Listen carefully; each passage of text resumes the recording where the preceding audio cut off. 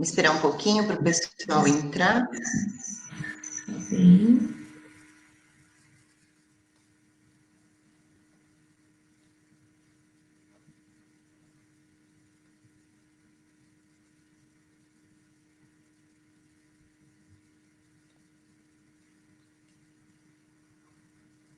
Bom dia, pessoal. Vou esperar só um pouquinho para o pessoal entrar, só um minutinho, a gente já começa o nosso bate-papo com a doutora Cláudia.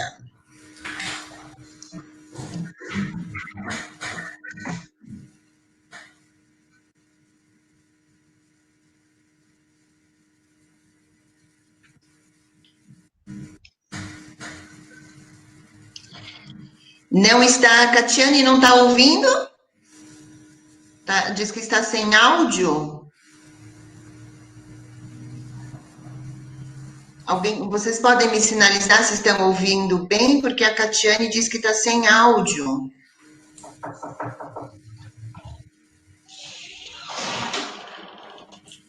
Não consegue ouvir a Catiane.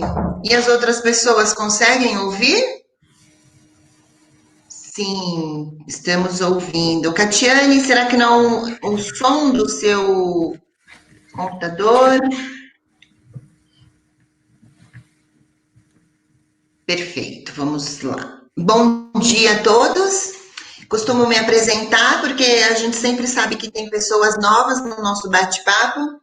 Sou Mônica, embaixadora aqui do Grupo União pelas Escolas de São Paulo.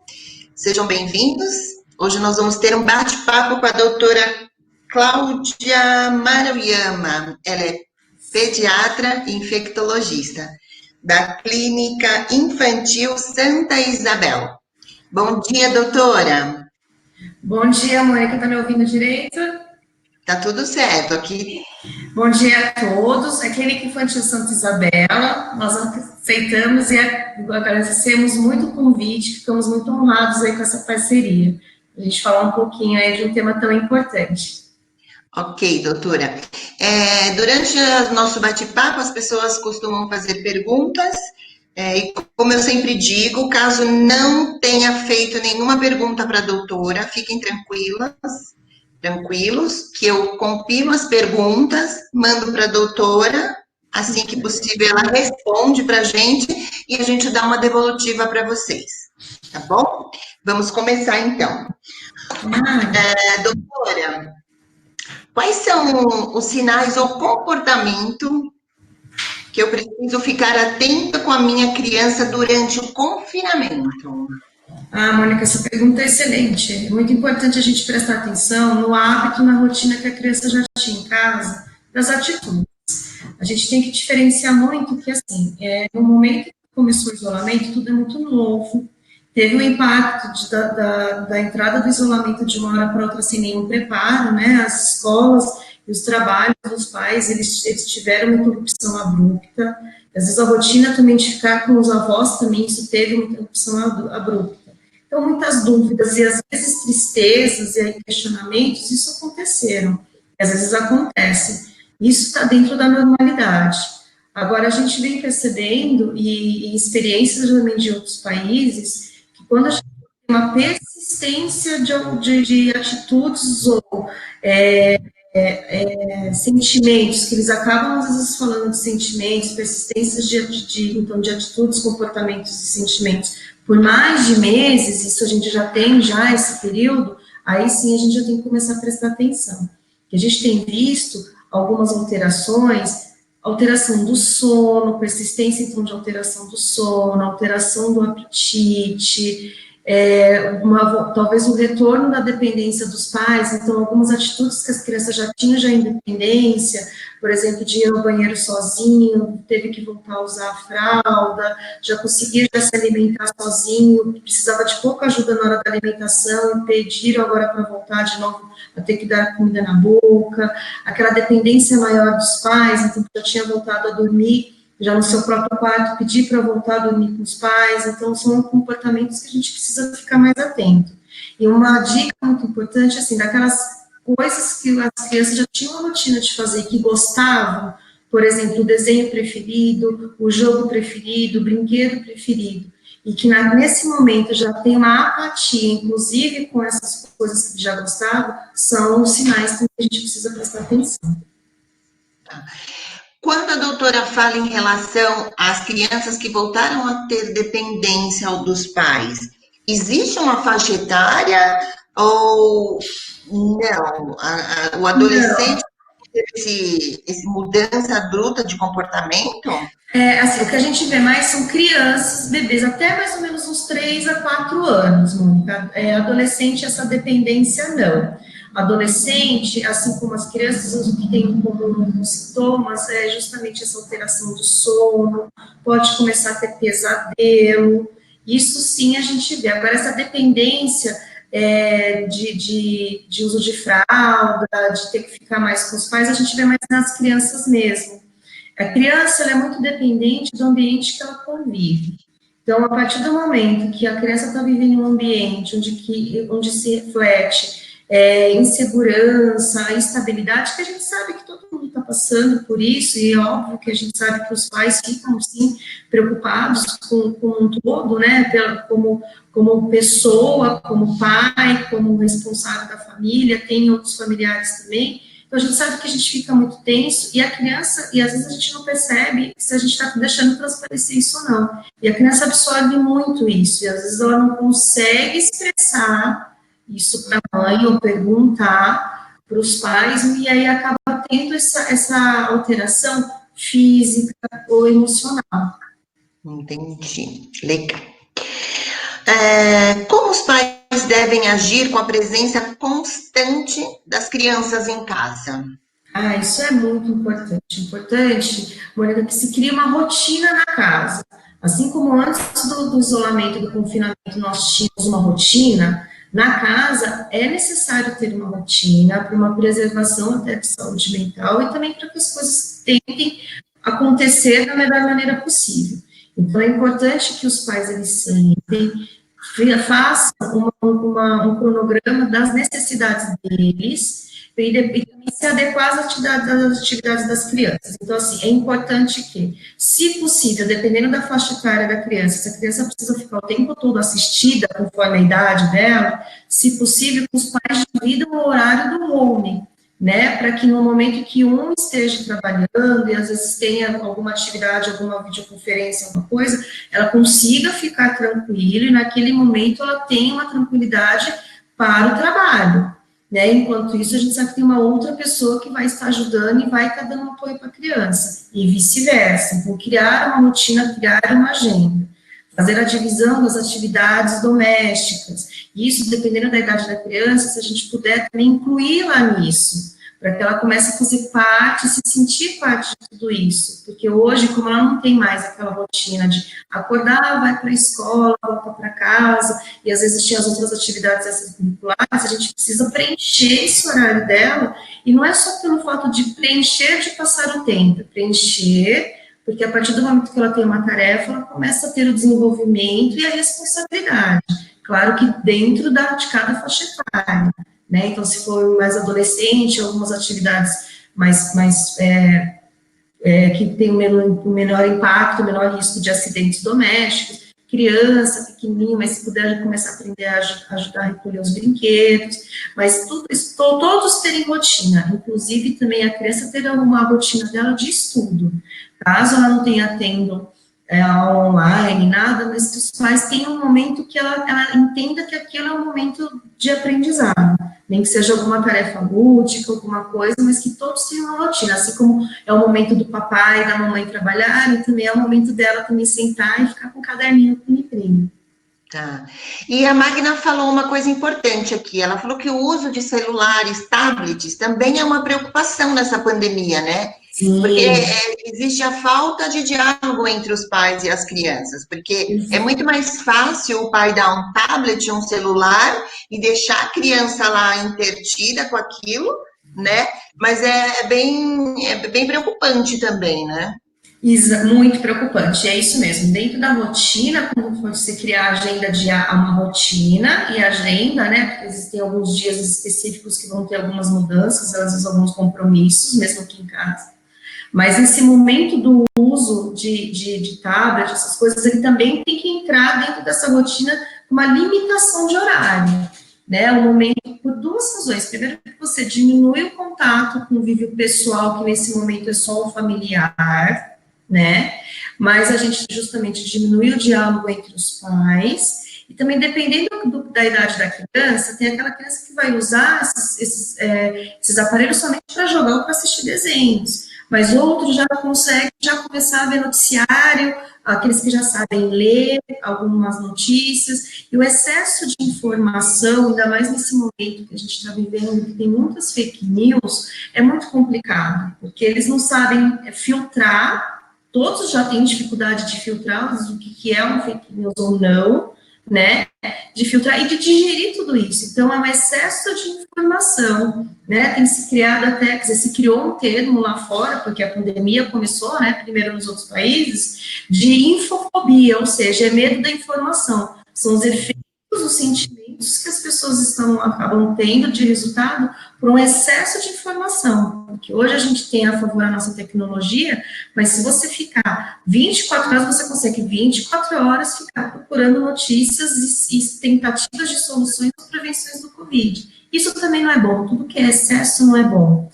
Então, é isso mesmo. A gente fala que o uso de aparelhos, do tablet, esses celulares, a gente tem que usar o nosso benefício, Mônica. Então, o que a gente sugere? Até para estimular, até continuar tendo convívio com outras pessoas, criar também, estimular videoconferências, videochamadas com os avós, com os amiguinhos. Para quê? Para que eles também vejam, além de ter o contato, também vejam que eles estão bem.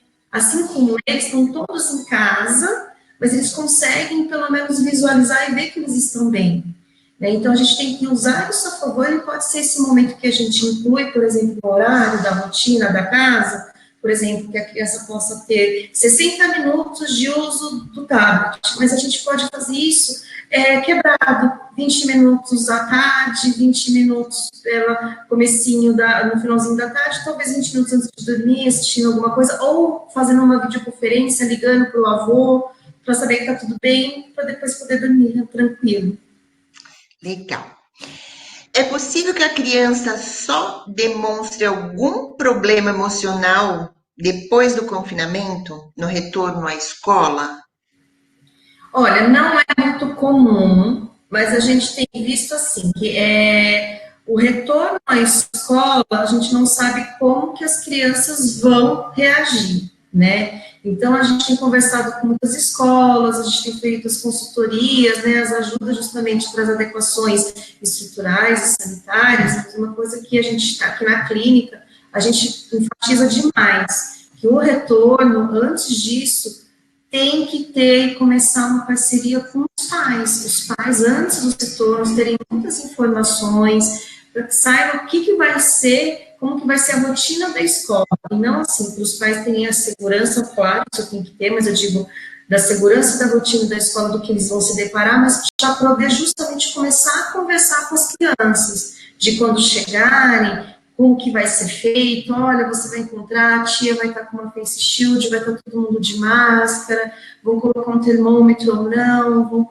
você vai ter que passar o pezinho no tapete que vai estar molhado, explicando as coisas, né, mas aí saber justamente como que vai ser a rotina da escola, para os pais já começarem a explicar, né, chegar e falar, olha, você vai chegar na sala de aula, você não vai, às vezes, abraçar um amiguinho, vai ter, às vezes, uma divisória transparente, mas justamente é transparente porque você vai poder conversar bastante, sorrir bastante, porque dependendo da idade, a gente sabe que a máscara não está liberada, né, assim, digo, abaixo dos 2 anos, então as criancinhas vão conseguir realmente estar se vendo. A hora do lanche, algumas escolas, elas suspenderam o recreio fora, vai ser dentro da sala de aula. Então, tudo isso tem que ser conversado, porque às vezes a criança chega, vai estar imaginando, vai estar numa ansiedade de chegar na escola e ter uma rotina que não vai ser mais a mesma.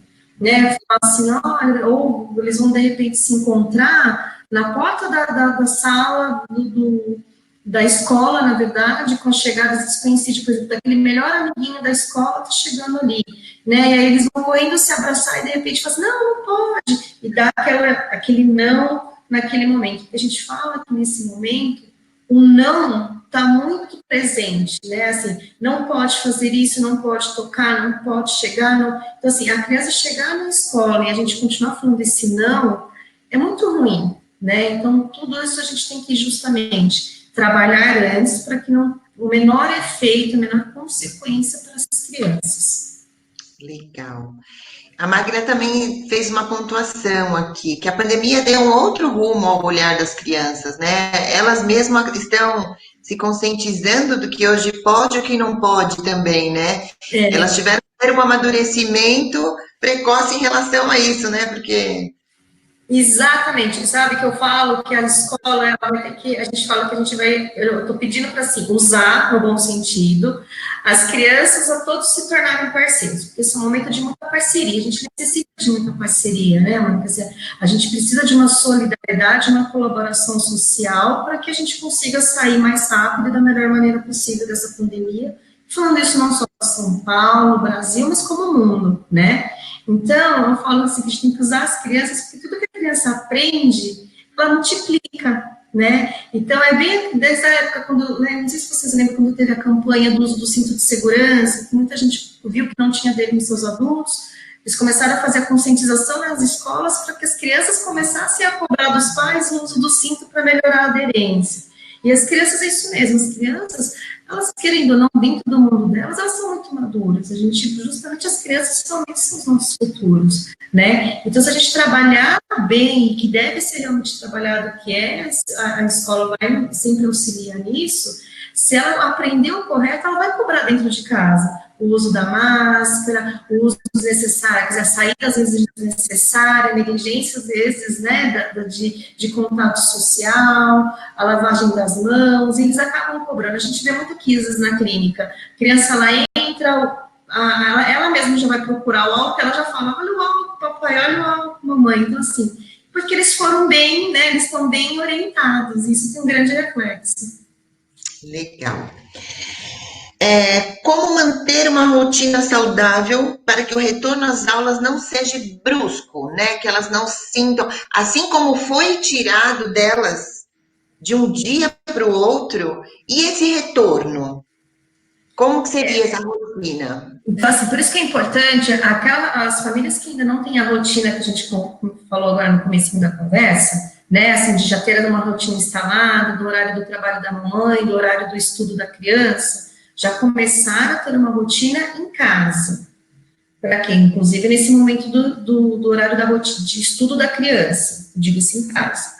E aí já começar a trabalhar, falar, olha, porque daqui a pouco você está com saudade de fulano, você está com saudade da tia, porque daqui a pouco você vai conseguir voltar para a escola, você vai, isso que você está fazendo aqui, você vai mostrar lá para a tia, e já começar a incluir na conversa, que daqui a pouco ele vai voltar para a escola, até porque as dúvidas, no começo, eles vão, aquelas que estão com muita saudade, falam assim, eu vou encontrar fulaninha, eu vou encontrar com a tia, eles querem, né, a ansiedade da saudade. Mas aí depois vai perguntar, quando eu chegar lá, eu vou ter que passar álcool também, mamãe vai? Então, assim, a gente vai começar a incluir o que eu falei, justamente, de também começar a falar, de ter a parceria de como é que vai estar em casa, como vai ser a realidade da escola, né? Isso já vai incluindo, já vai conversando, já vai tendo na rotina. O horário. Se o horário da criança na entrada é pela manhã e a criança já está entrando, já está acordando mais tarde, já começar já gradativamente acordando ela meia horinha mais cedo a cada dia, para que quando ela tenha que sair, já esteja no horário, ela já esteja acordada no mínimo do hábito dela. É como se fosse, como se ela tivesse de férias, né? Mas uma Exato. Entendi. Exato. Agora falando um pouquinho do sintoma das crianças, né? Quais são os sintomas da ansiedade que a criança tem nesse confinamento? Como que a mãe pode dizer, olha, o meu filho está com uma crise de ansiedade? Assim, a criança, ela é muito sintomática, eu quero dizer assim, às vezes qualquer coisa, às vezes a criança fica mais ansiosa, fica mais nervosa, ela fala que está com dor de barriga, né? Alguns falam que está com dor de cabeça, isso, então, assim, começa a se tornar muito persistente, Mônica, sabe? Realmente, assim, associar, porque normalmente a gente fala assim, tá com dor de barriga, mas se a gente oferecer um doce, ela vai aceitar, né? Então, porque a gente sabe que não está fazendo mal. Mas começa a se queixar muito de dor na barriga, e realmente deixar de aceitar as coisas que gosta, falar assim, mas e um doce, hoje eu não quero, porque eu tô com dor de barriga, porque tá perdendo a vontade das coisas que já gostava antes.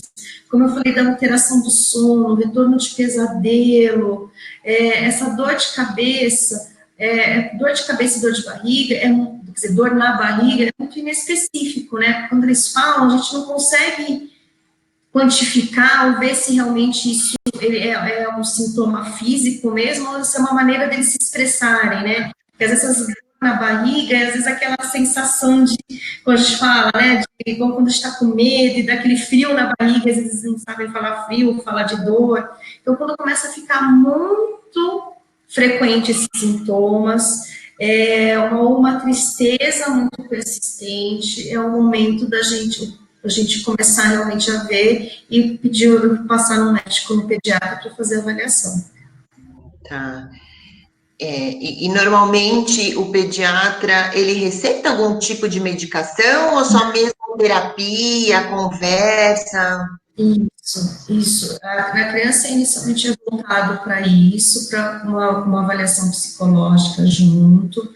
Alguns casos só, muito específicos, que aí são a medicação, que entra a medicação, mas isso depois de uma avaliação psiquiátrica, vai ser antes de passar no psiquiatra, o pediatra que vai conseguir justamente fazer essa triagem, porque eles têm essa necessidade desse suporte maior, especializado. Uma coisa que ajuda muito, Mônica, para os que conseguirem fazer, voltar à rotina de atividade física com a criança.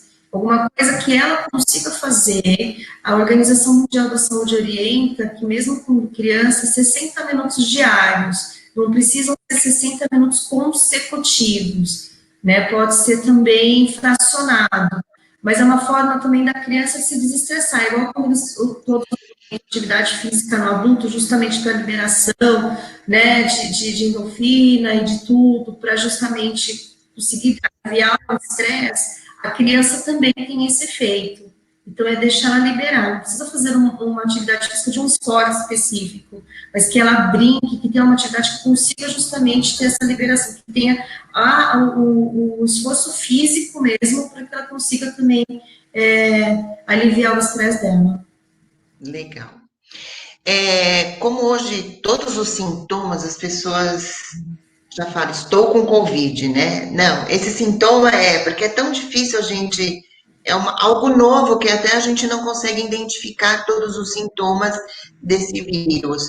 Mas a falta de ar, a tosse, pode ser confundidos com o vírus ou com a ansiedade, porque até mesmo com a ansiedade, ela pode ser confundida com a ansiedade. Mônica, sabe que isso é muito importante, porque que a gente como chegou a comentar disso, né? Assim, primeiro que todo mundo fala, e as redes sociais, a mídia ela tem falado muito, inclusive como orientação, em caso de persistência de tosse, febre, né? Procura o serviço de saúde, porque pode ser um sintoma de Covid, né? Mas a gente tem alguns grupos específicos, e que não é pouco, daquelas crianças que chiam, aquelas crianças que têm, popularmente fala de bronquite, ou os asmáticos mesmo, que falam, né, da falta de ar, às vezes começa com aquela tosse, fala, a bronquite vai atacar, né, que às vezes as mães já falam desse jeito. O que a gente tem visto aqui na clínica? Porque na clínica a gente tem as especialidades, tem os alergologistas, os pneumologistas, na outra unidade a gente tem o pronto-socorro, que a gente tem conversado com os colegas e vistos, principalmente essas crianças, que já têm uma doença de base, mas não grave, às vezes uma bronquite leve, uma asma, que eles chegam aqui falando da tosse, falando da falta de ar, aqueles que já habitualmente às vezes tinham ou eventualmente apresentavam. E quando o médico faz o exame físico, não tem alteração nenhuma, vê a saturação, que é o nível de oxigênio no sangue, que hoje em dia todo mundo já tem divulgado, está normal, e que são coisas que, se você tiver uma crise de bronquite, não vai estar normal, não tem nada esperado, não tem nada alterado dentro do exame e da saturação, uma crise de bronquite, quando chegam essas crianças. E às vezes elas estão voltando 2 dias, 3 dias seguidos, consecutivos, porque os pais falam, olha, está falando que está com falta de ar, às vezes acorda na madrugada com falta de ar, e eles usam, né, as medicações e falam que mesmo assim não melhora, eu trouxe de volta, a gente traz aqui, examina, a gente vê que está tudo bem, aí a gente começa a conversar com eles, é uma forma, eles acabam sentindo a falta de ar, uma tosse, porque eles estão ansiosos, e na verdade não porque a doença está atacada. Entendeu? Então, isso é uma coisa que a gente vem notando. Não que tem um número expressivo, mas são coisas que antigamente não aconteciam. Né? Às vezes, quando as crianças já vinham com essa tosse de bronquite. E não é o que a gente tem visto agora. Entendi. A Magda até falou, é uma forma também, às vezes, deles chamarem a atenção dos pais, né?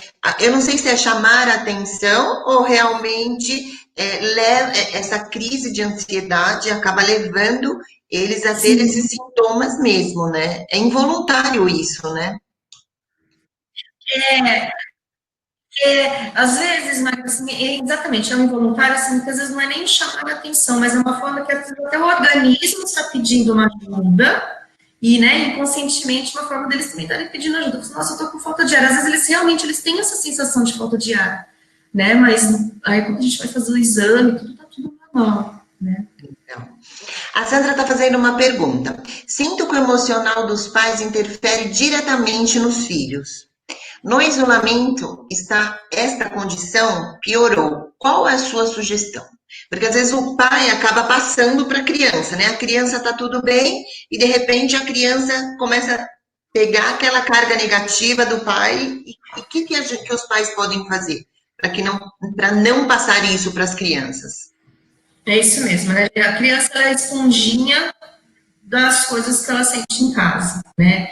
Então, assim, o fato, por exemplo, de criar a rotina, que eu falei, isso é importante dentro de uma rotina familiar, mas isso também para a saúde mental de qualquer pessoa. Então, o adulto também, eles têm que terem uma rotina para quê? Porque não é aquela coisa assim de, eu vou ficar agora exclusivamente para cuidar da casa, porque vou ter que ficar exclusivamente para cuidar da criança, não. Todos mantêm as mesmas necessidades.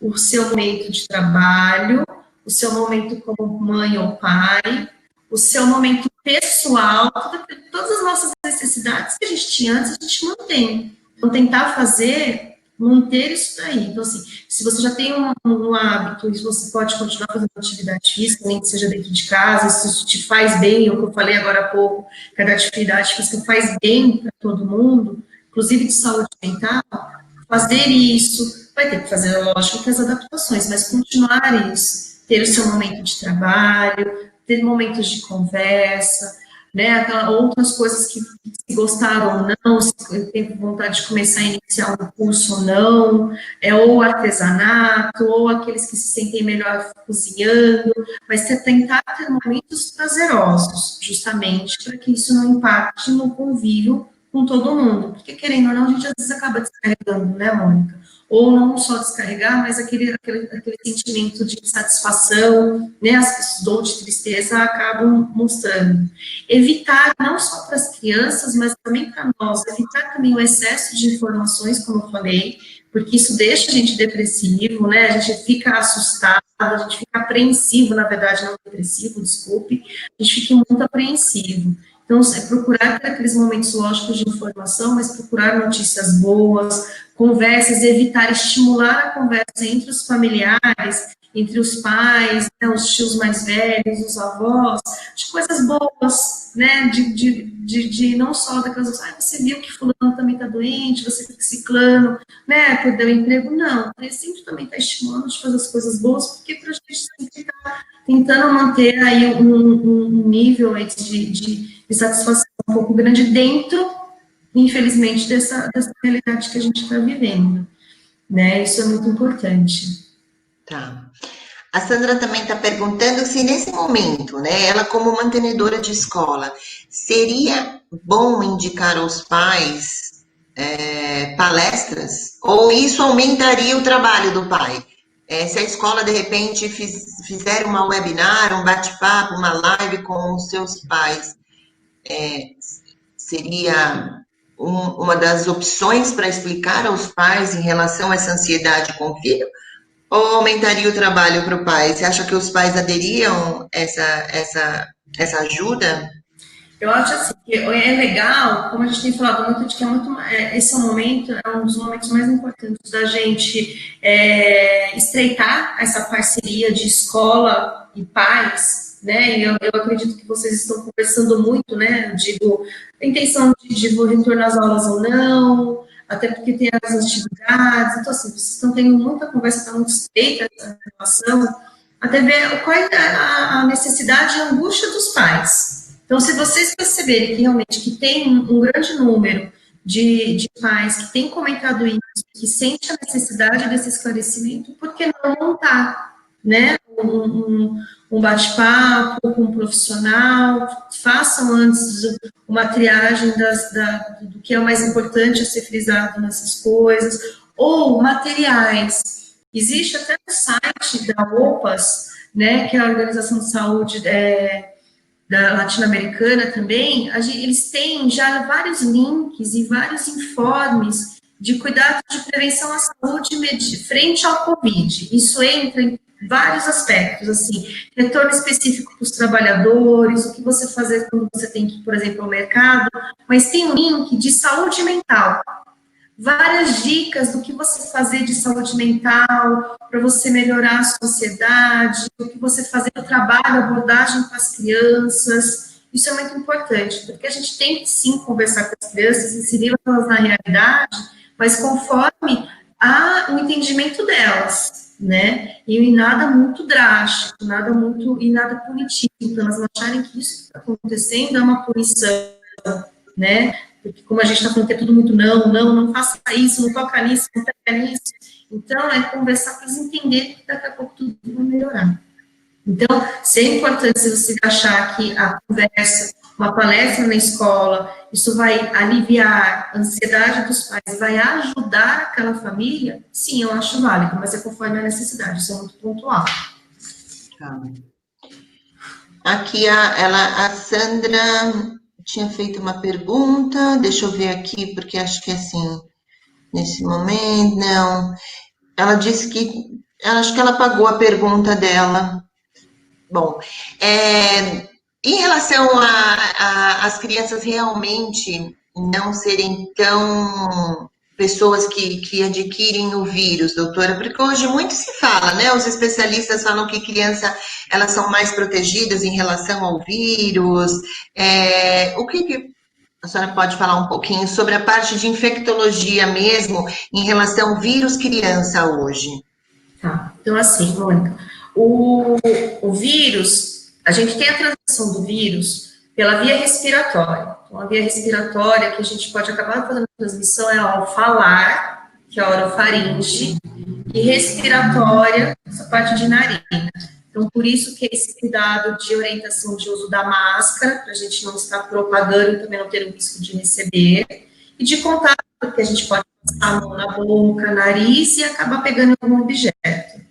Isso, ele é igual para qualquer pessoa, não só pessoas, como eu acabei de falar, objetos. A partir do momento que você tem um contato com o vírus, ele pode ficar na superfície ou ele pode acabar entrando no nosso organismo. E aí, assim, acabar tendo a chance de evoluir com a doença, de desenvolver a doença. Né? A evolução, o fato de você desenvolver a doença ou não, vai depender da quantidade de vírus que está entrando dentro do seu organismo, que a gente fala que é a carga viral, a quantidade de vírus que está entrando, né? A partir do momento que ela entra, o nosso organismo, ele depende, quer dizer, o vírus, ele depende também de várias situações para que acabe evoluindo para a doença e os sintomas. Então, assim como a gente fala que as pessoas que têm imunodepressões, eles são mais propensos a desenvolver a doença e de uma forma mais grave, né? Assim como pessoas saudáveis ou não. Mas o COVID, ele tem uma coisa específica, que ele gosta de uma substância, né, que a gente chama de interleucina, né? Ele é muito mais presente em adultos e não em crianças. Então, por isso que os sintomas, a gente vê muitos casos em adultos e não pouquíssimos casos em crianças, porque essa substância ela tem uma quantidade muito menor em criança do que em adulto. Então, é um dos fatores, disso tudo isso ainda nada é comprovado, são estudos das vivências que a gente está tendo desde dezembro para cá, então realmente ainda nada ainda é 100% concreto. mas são todos os estudos que a gente tem, que estão sendo feitos, que a gente está acompanhando, que o que acredita-se justamente por isso das crianças terem menos chances de evoluir com a doença. Mas a criança, assim como qualquer outra pessoa, ela tem um risco de estar transmitindo a doença. Então, por isso que é importante que ela mantenha sempre todos os cuidados para que ela não se infecte, apesar de ter um risco menor, mas que ela também não passe para as outras. Tá? Mas, realmente, a população infantil, ela tem uma menor incidência da doença com relação às outras. Tá. A Magda perguntou se essas crianças não são mais assintomáticas devido às vacinas imunes que são aplicadas na fase infantil? Não. Não, foi o que eu falei, realmente a dependência da evolução da doença, de desenvolver a doença, a gente acredita que seja por conta dessa substância. Agora, é perfeita a pergunta dela, a colocação no sentido de vacina, mas é muito importante que a gente continue realmente com a manutenção e respeite o calendário vacinal da criança. Por quê? Por exemplo, a vacina contra a gripe, que é a vacina da influenza, que tanto se falou na mídia, os sintomas, eles são muito parecidos com os sintomas de Covid. Então, quando a criança ou qualquer outra pessoa apresentasse os sintomas e fosse procurar um serviço médico, o fato já dela ter tomado a vacina da gripe, a chance dela ter a gripe era muito menor e falaria muito mais do gente de Covid. Então, quanto mais a gente pudesse proteger, e se tem as vacinas, a gente sabe que a chance da doença, de desenvolver aquela doença é menor, e isso vai também poder ajudar no diagnóstico, por exemplo, do Covid ou não.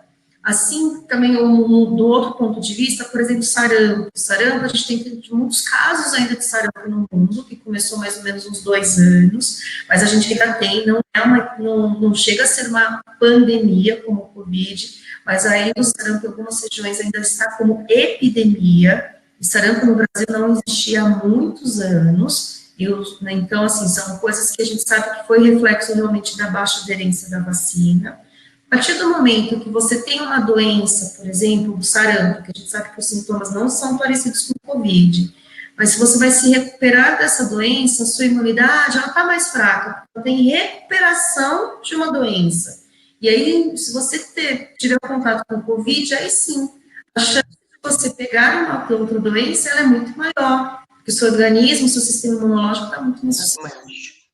Tá? A Vivian falou que conhece uma criança que apresenta dor, febre, vômito e dor de cabeça no horário de aula. Já foi ao médico a primeira vez, tratou como virose, mas já é a 4ª vez em pequeno período e o médico está desconfiado que seja emocional, pois está tendo aulas online das 7 às 11 da manhã, com intervalo de 20 minutos só. Esse tempo de aula pode prejudicar o emocional dessa criança? Ela tem 9 anos. Porque é diferente de você estar no presencial ou estar online, né? Exato. Tudo tem que ver, né? Assim, eu digo, ela tem todos esses sintomas, mas depois que começa a aula, ela esquece dos sintomas, então aí ela acaba se adequando e está confortável no ambiente que eu digo, não no ambiente de casa, porque a gente está aqui falando, apesar de eu estar aqui no consultório, vocês daí da sua casa, mas a gente está se vendo, né, Mônica? A gente está interagindo. Então, as crianças também, ela está tendo aula, ela fica feliz ao ver o rosto dos amigos e do professor, então, às vezes é uma ansiedade de não querer, ao contrário, ela fica ansiosa justamente para poder ter o contato com eles. Ou não, ela teve todos esses sintomas, ela continua ainda sentindo mal-estar, tentar identificar se é naquela aula, naquele período, o tipo, às vezes, de comentários, às vezes, que tem dos amigos, para ver se ela já tinha já algum problema já na escola ou não. O tempo de aula, isso varia de pessoa para pessoa e de faixa etária e também da didática do professor. O fato de ser online ou não, isso pode ajudar, mas não seria o único fator dela estar tendo esses sintomas. Agora, os sintomas, esses sintomas podem ser por alguma ansiedade, medo, insatisfação, né? Tudo pode ser sim. A gente fala que, como a gente conversou no começo, todos os sintomas de ansiedade de criança, ele é muito específico, e pode ser isso mesmo, assim, é falta de ar, é dor de cabeça, é dor de barriga, são vômitos. Por isso que o médico precisa avaliar, precisa ver se não tem alguma causa física, não necessariamente obrigatório que seja feito exames, mas quando precisar auxiliar, uma vez tudo isso descartado, que tem algum problema físico, clínico, aí a gente tem que pensar nessa parte de ansiedade. Tá. Alguns pais, a Priscila pergunta que alguns pais comentam que os filhos só vão voltar às aulas quando tomar a vacina. Como que as escolas devem tratar esse assunto com os pais, quando eles questionam, quer dizer, quando eles afirmam, né, na verdade eles não estão nem questionando, eles estão afirmando que só vão voltar após a vacina. É muito complicado isso, né? A gente escuta muito isso, não só do retorno das crianças às aulas, mas tem muita gente, né, que está trabalhando e que fala, eu só vou voltar a trabalhar presencial quando tiver a vacina. A vacina, lógico que vai ser um grande auxílio, né? Assim como as outras vacinas, a gente já tem experiências das vacinas de outras doenças, a gente sabe que é um grande auxílio, mas ela não é a solução.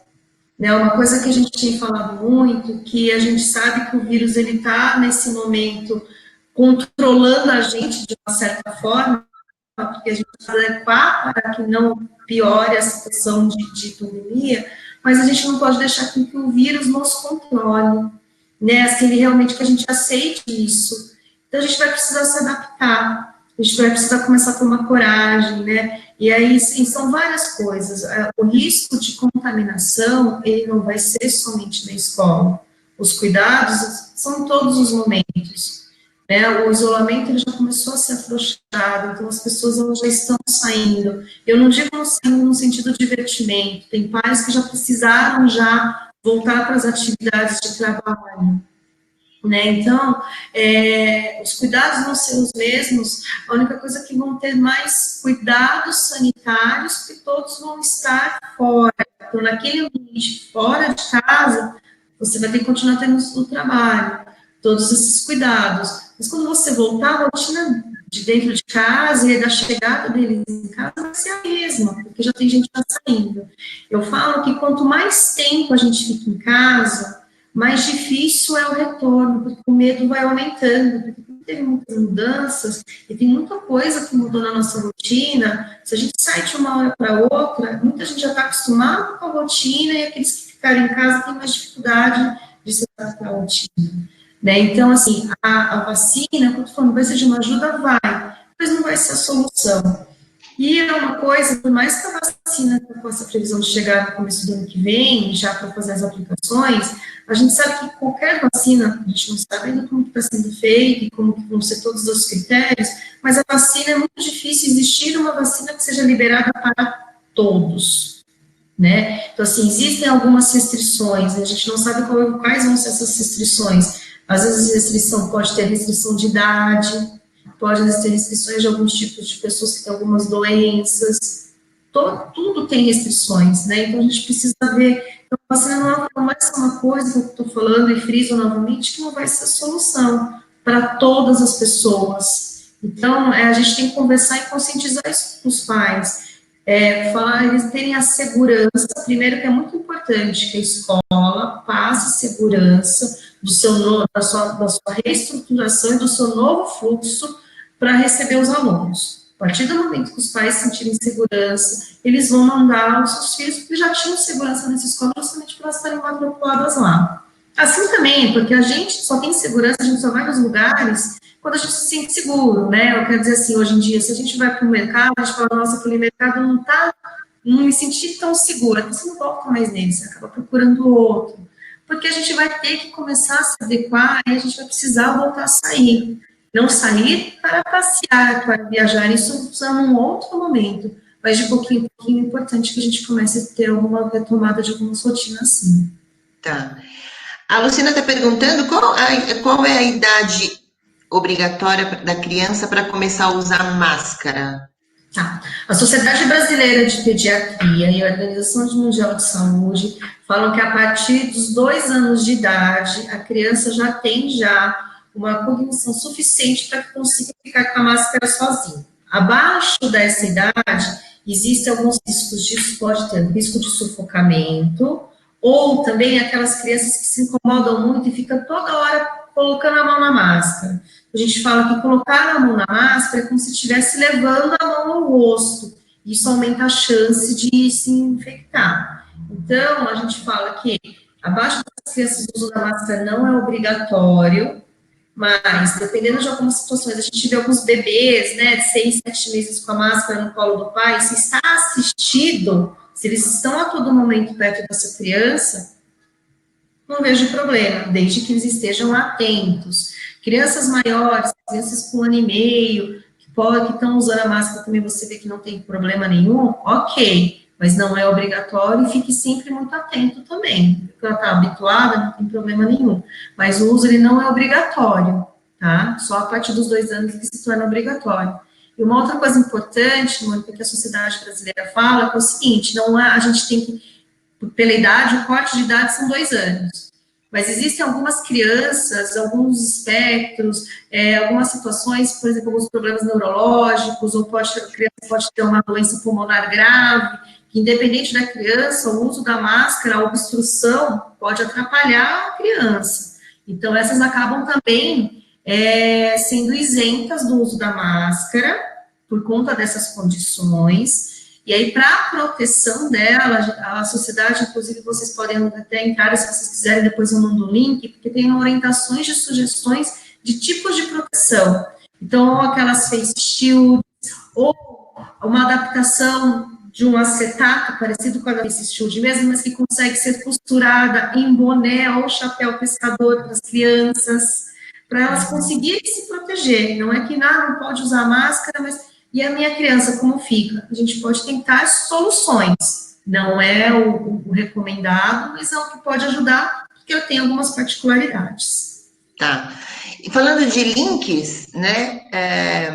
A Tânia perguntou se a doutora indica alguns links interessantes sobre este assunto de cuidados da saúde mental, para que as escolas tenham uma abordagem mais clara para os pais, né? E aí elas tendo esse material, elas conseguem fazer um bate-papo, uma live. Então, elas querem se empoderar desse assunto para poder também passar confiança aos pais. A doutora pode indicar depois os links e eu repassar para os grupos? Posso, claro, mas assim, uma referência que eu sempre falo, sempre começa pela Sociedade Brasileira de Pediatria. Por quê? Dentro da Sociedade Brasileira existem também as sociedades brasileiras estaduais, né? Mas a Sociedade Brasileira de Pediatria, ela amplia muito, porque a gente tem as recomendações da pediatria, por exemplo, da saúde mental. Existem 3 links muito bons lá, que um é direcionado, um é da Sociedade Brasileira de Pediatria mais psiquiátrica, a outra são de doenças mentais, tem os de pediatras gerais, tem as orientações pedagógicas juntos de abordagem. Então, sempre é um bom start dali, que aí você consegue já começar a ver vários artigos e várias recomendações muito bacanas. Mas, então, entre na Sociedade Brasileira de Pediatria, porque existe lá uma parte de acesso a não profissionais. Então, já é bem direcionado, tem uma parte de pediatria que é direcionada conforme a idade, como abordar, o que abordar, e diversos assuntos dentro da pediatria. Mas tem muitas orientações bacanas, mas eu passo sim, mas entrem lá para vocês verem. Tá, então a doutora vai estar passando para mim o link e eu disponibilizo lá no grupo. Já existe, a Magda perguntando, já existe protocolo de vigilância sanitária e da saúde. Somente isso, na opinião da doutora, já é o bastante, já é o suficiente, tendo esses protocolos da vigilância sanitária? Como protocolo? Para o reitor. É o suficiente, sim, porque é o que a gente fala, que tudo isso a gente tem que trabalhar em cima da diminuição do risco de transmissão, né? Então, a transmissão são as medidas sanitárias. Mas o protocolo, o que é o mais importante é que o protocolo seja seguido. né? Assim, são realmente as determinações. E o que a gente sabe que isso não é fácil, a gente não estou falando que é impossível, mas existe um trabalho. Por quê? Tem necessidades de readequações estruturais, treinamentos das pessoas que estão fazendo parte do processo, né, dos funcionários das escolas, dos professores, e também, muito importante, a gente precisa da colaboração e da adesão dos pais, porque o que é falado e feito na escola, isso precisa ser estendido em casa, para que tudo consiga manter um fluxo e uma rotina boa. Não adianta os pais também não nos ajudarem. A gente precisa muito disso, porque o dia dura 24 horas. A criança não vai ficar 24 horas com vocês. Então, é um trabalho que vocês vão estar fazendo na escola, mas isso precisa ser estendido em casa, né? Assim também como é aquela coisa de que tudo que vocês fizeram foi tudo bonitinho durante a semana, final de semana em casa a rotina é completamente diferente, o fluxo completamente diferente, segunda-feira volta e tem que começar a readequar tudo de novo. Não pode. Então, por isso que eu falei desde o começo, a parceria, o trabalho, as lives, os informes, é muito importante já antes das aulas começarem, para eles já poderem nos ajudar já com o retorno às aulas. Bom, acho que responde a pergunta da Amanda, para nosso bate-papo está acabando, mas a Amanda perguntou: o que a doutora nos orienta à volta às aulas? É isso mesmo. É isso mesmo. Assim, não é excesso de informação, mas é qualidade de informação. Então, eu acho que isso muito importante vocês sempre estarem atentos, entrarem em sites do Ministério da Saúde, sites do Ministério da Educação, né, da Vigilância Sanitária, justamente para ver as adequações, né, verem direitinho, está tudo ok, e principalmente o que eu falo, eu friso e vou falar sempre, parceria, né, parcerias, e muita é o que você falou, porque é isso muito importante, empoderamento do conhecimento e a aplicação desse conhecimento. Informação é a coisa mais importante. Então, também, assim, quando a instituição está bem informada e as coisas estão bem enraizadas, qualquer dúvida do pai ou qualquer situação que se crie, vocês vão conseguir resolver, porque vocês estão bem informados. Tá. Eu vou fazer a última pergunta da Denise, então.